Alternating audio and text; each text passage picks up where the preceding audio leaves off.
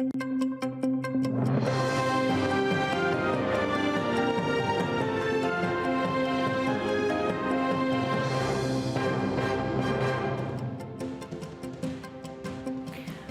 18 січня. Ви дивитеся «Заман», в студії Софія Бляєва. Мої вітання. В Криму знову обшуки і затримання. Окупанти увірвалися в оселі учасників одиночних пікетів, що відбулися 14 жовтня торік. Герая Кулеметова зі Старого Криму та Кемаля Сейтяєва з Білогірська. Їм закидають поширення в соціальних мережах екстремістських матеріалів. Обох після обшуків відвезли до суду. Окупанти вже оштрафували Кемаля Сейтяєва на 1000 рублів за те, що зберіг ВКонтакті пісню Тимура Муцураєва. Це співак, який воював на боці сил Ічкерії. На світанку російські силовики приїхали в будинок Герая Кулеметова в Старому Криму.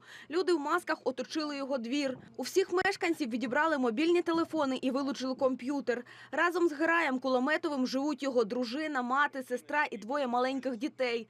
На вулиці залишився батько. Його в будинок не пускають. Вот это темные, нечистые силы, они боятся света, они боятся открытости, гласности.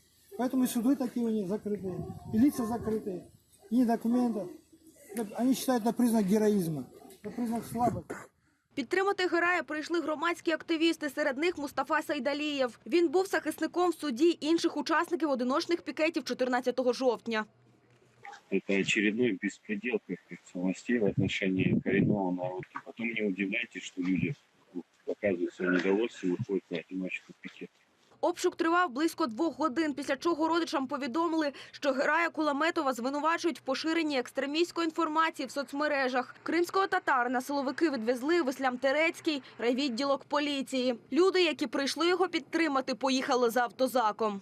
Суд в Кировском райотделе сказал, всех пускают и так далее, приезжайте, смотрите, никуда его не увозят. Мы начали говорить им о том, что если это админ-нарушение, они сказали, что админ-нарушение не уголовное. Його друзі і знайомі приїхали в райвідділ, але побачитися з батьком і громадськими активістами Кулеметову не дозволили. Його захисник в суді заявив про низку порушень. Материалы дела собраны и переданы в суд, и, иншаллах, на 14:30 назначено рассмотрение его дела в суде Кировского района. Будем там присутствовать. На сотрудников полиции, которые находятся на входе, что они не пропускают и нарушаются права Кулеметова Герая на построение линии защиты. Это ущемление прав. В очередной раз мы видим, что ущемляют права крымских татар в Крыму на незаконной основе. В цей же час силовики влаштували обшук і в Білогорську, в будинку Кемаля Сейтяєва. Він також учасник одиночних пікетів 14 жовтня. Після обшуку кримчанина теж затримали. Його теж звинувачують у поширенні екстремістських матеріалів в соціальних мережах. Кемаля Сейтяєва спочатку повезли в Білогорський райвідділ поліції, після в Білогорський окупаційний райсуд. Там зібралися люди, аби підтримати Кемаля Сейтяєва. Ріяна Алієва, Заман, АТР. Окупаційний Верховний суд Криму залишив в силі вирок мешканцю Алупки, якому закидають організацію підпалів автівок у Криму в жовтні 2017-го. Муєдіна Алівапова засудили до 4,5 років колонії поселення, з яких півроку він вже відсидів.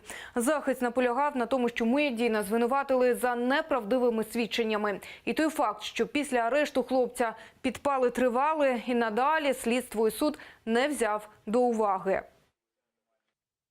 Всем, значит, 2 фигурантам, которые оговорили моего сына, это Кудряшов и Бутник, фамилия ихняя, им по полгода скосили. Значит, одному 3,5 было, другому было 3. Так как они полгода отсидели, значит, по полгода им скосили. А моему сыну осталось без изменений 4,5 года, но так как он полгода отсидел, ему осталось 4 года. Будем подавать на кассацию и в этот Европейский суд по правам человека.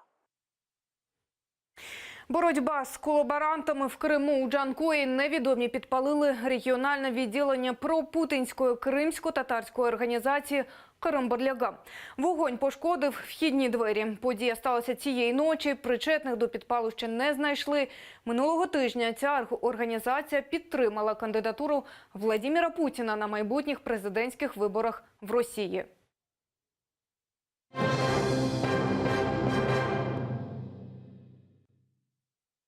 Верховна Рада України ухвалила закон про деокупацію Донбасу. Зранку депутати встигли розглянути півсотні поправок, що залишилося від учора.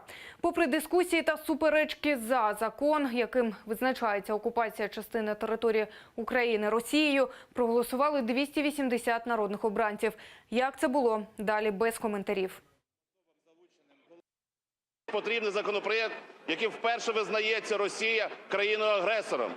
Це додатково дасть нам позиції у міжнародних судах. Поки замість війни, замість визнання війни ви будете проводити заходи, поки ви будете проводити АТО, голосуйте, але ви наближаєте кримінальну відповідальність президента і секретаря РНБО, колишнього пресоспікера.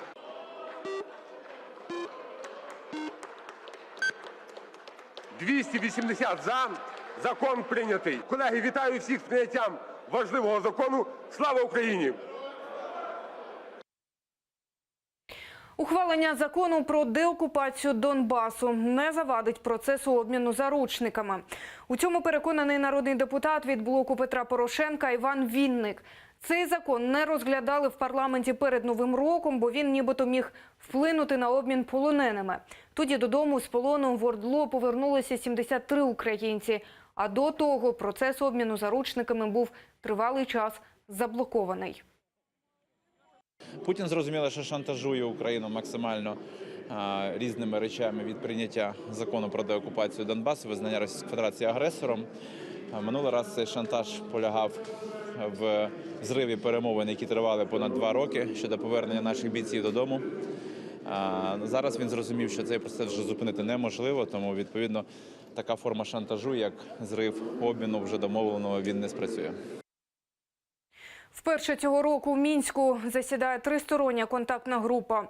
Ключові теми – дотримання перемир'я на Донбасі, обмін заручниками та створення зон безпеки на лінії розмежування.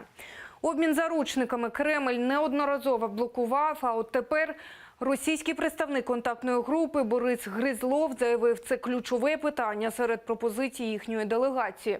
Перший заступник голови Верховної Ради України Ірина Геращенко повідомила, що українська сторона порушуватиме питання контролю кордону, а також наполягатиме на проведенні ремонту мобільного зв'язку на окупованому Донбасі.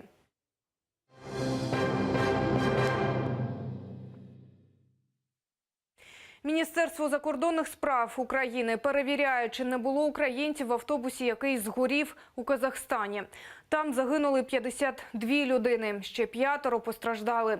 Це ті, хто самотужки зміг вибратися з охопленого полум'ям Ікаруса. В автобусі їхало 55 пасажирів і 2 водіїв. Нині на місці працюють рятувальники, правоохоронці та медики.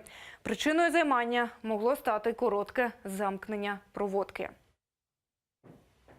Більшість постраждалих отримали опіки, але не тяжкі. Всіх їх відвезли в обласний центр. Наразі це всі новини. Наступний випуск «Заман» не пропустіть вже менш ніж за годину. Аби знати більше, будьте з АТR.